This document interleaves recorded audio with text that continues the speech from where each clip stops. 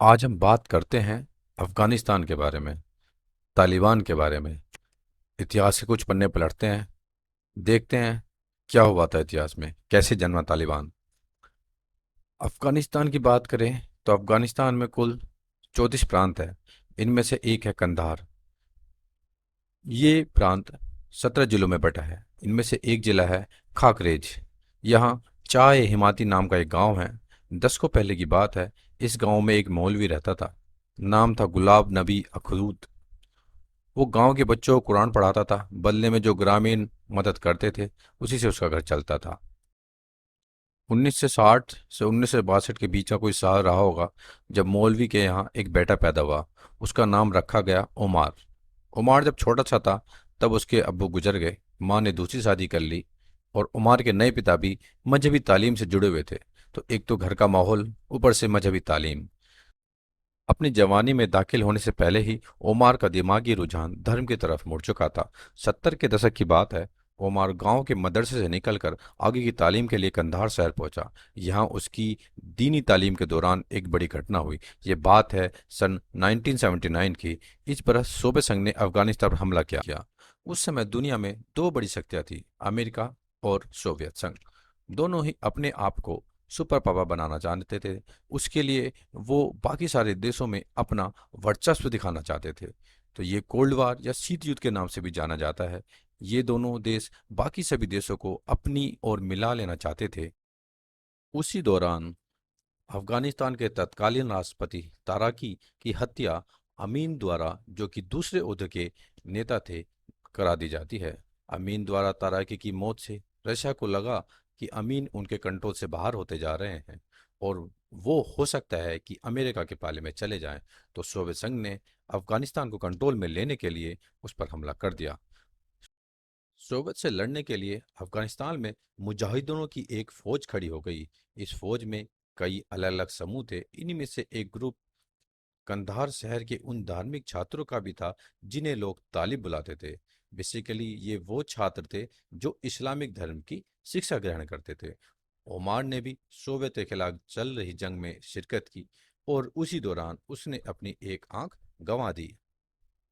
1989 में सोवियत की वापसी के बाद युद्ध का एक पन्ना तो खत्म हो गया, लेकिन कई मुजाहिदीन अभी भी मैदान में बने रहे और कई अपने सामान्य जीवन में लौट आए। उमार भी अपने सामान्य जीवन में लौट आया। उसने एक आंख गंवा दी थी। अब वो एक छोटी सी मस्जिद का इमाम बन गया था। उमार की इमाम वाली जिंदगी बहुत जल्द खत्म होने वाली थी। इसकी वजह थी अफगानिस्तान के हालात। सोवियत जा चुका था, मगर उसे लड़ने के लिए खड़े हुए मुजाहिदीन लड़ाकों ने हथियार नहीं रखे थे। वो अफगानिस्तान के अलग अलग हिस्सों में वर्चस्व बनाने के लिए लड़ रहे थे। कंधार का भी यही हाल था।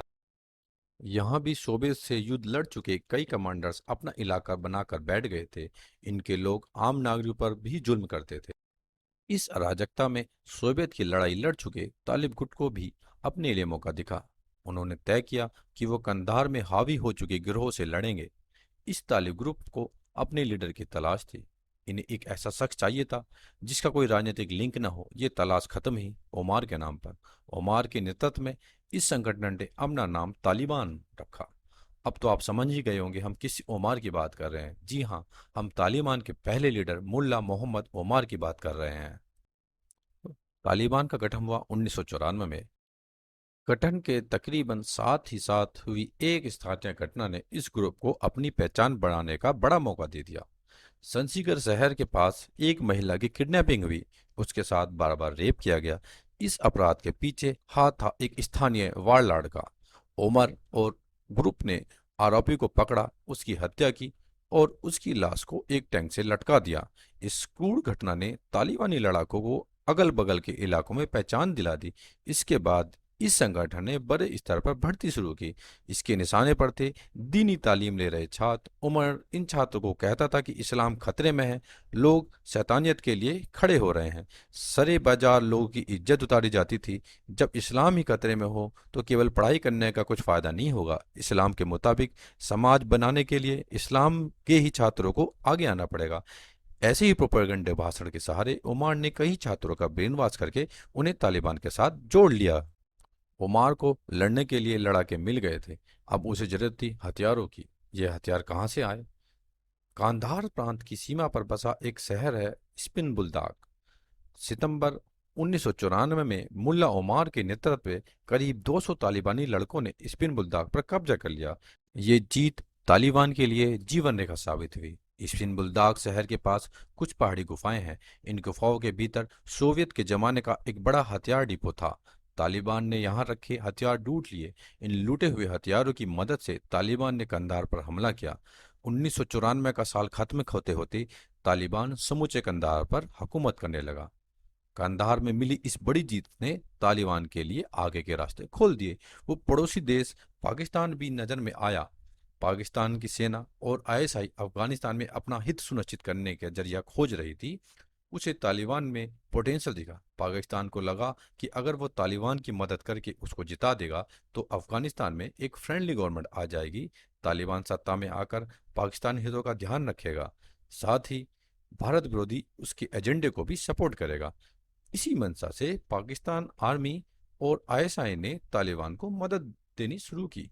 उसे पैसा दिया, हथियार दिए। इसी मदद के सहारे सितंबर 1996 में तालिबान ने काबुल को भी जीत लिया।